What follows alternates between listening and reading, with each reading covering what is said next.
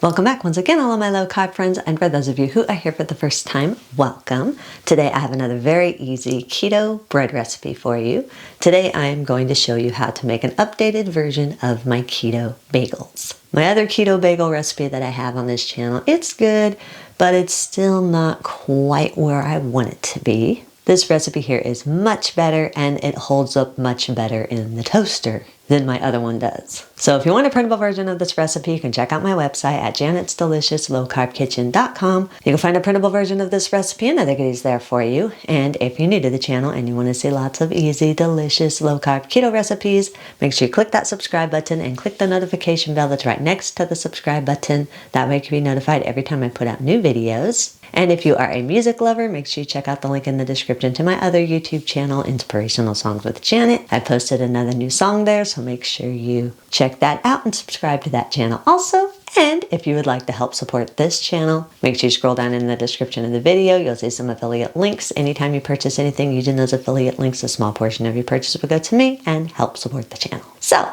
while we do all that, let's get cooking.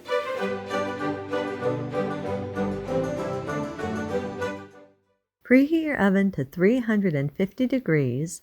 Line a large baking sheet with parchment paper or a silicone baking mat. I'm using my silicone hamburger bun molds. It just helps me when I shape my bagels to give me a better idea of their size and the distance between each one of them when they're cooking, but you don't have to have a mold to make these.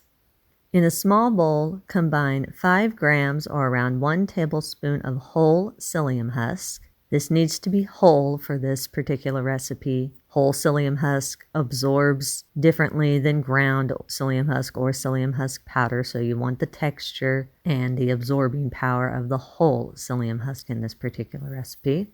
Add 30 milliliters or around 2 tablespoons of hot water. Use a fork and stir the whole husk and hot water together for about 30 seconds or so, or until the mixture is thick and a gummy texture. We're going to be using this as an egg substitute to help bind the ingredients together so we don't have to use a lot of eggs in this particular recipe. We don't want our bagels to taste like omelets.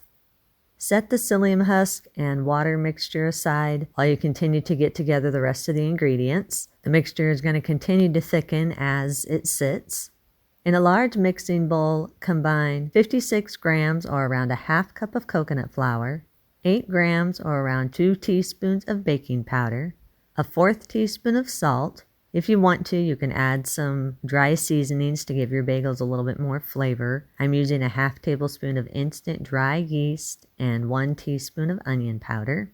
Sift the dry ingredients all together until everything is fully combined and there are no lumps.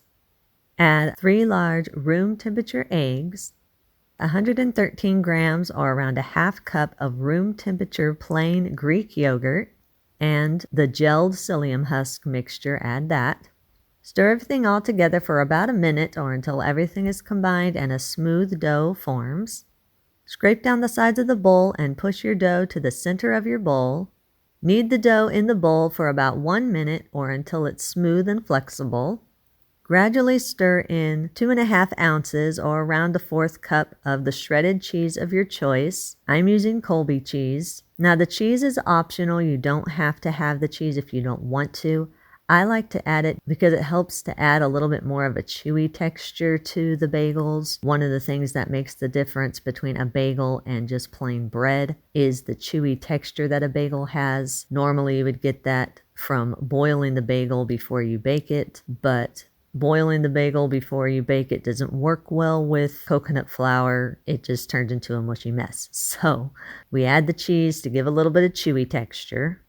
Once the cheese is stirred in, scrape down the sides of the bowl again, and then divide your dough into 5 equal portions. It's roughly around a 1/3 cup of dough for each portion, give or take a little bit. If you're wanting your bagels to be a little bit bigger, you can always make your portions bigger. It's all up to you as to what size bagel you want. Place the dough portions onto your prepared baking sheet, or in my case, the molds. Roll each dough portion into a smooth ball. Then press the dough balls out to round discs that are around 3 to 4 inches in diameter, or whatever desired size you want. These rise a little bit, but they don't rise that much. So for the most part, whatever size and shape and thickness that you press these out to, that's pretty much what they're going to be when you take them out of the oven.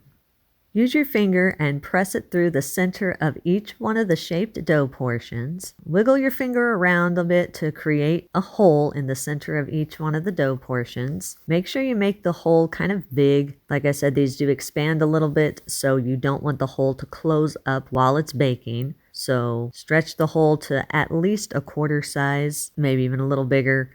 Make sure while you're shaping your bagels that the dough stays smooth at all times. Also, make sure that you leave space in between each one of your bagels so that you get an even cook around each one of the bagels. Once the bagels are all shaped, melt 2 tablespoons of butter, then brush the melted butter over the tops of each one of the bagels. Now you can leave the bagels just as they are and bake them as they are, but if you're like me and you like toppings on your bagels, you can go ahead and sprinkle some toppings over the melted butter. I'm using everything bagel seasoning. Place the bagels in your preheated oven. Bake at 350 degrees for 25 to 30 minutes or until golden. Once the bagels are done baking, remove them from the oven and allow them to cool in the pan for 20 to 30 minutes or until they're firm. Once the bagels are firm, remove them from the baking sheet and transfer them to a wire rack, then allow them to cool completely before slicing and serving. Once you are ready to use your bagels, turn the bagels on their side and cut them in half horizontally to create a top and a bottom. You can serve these warm or at room temperature.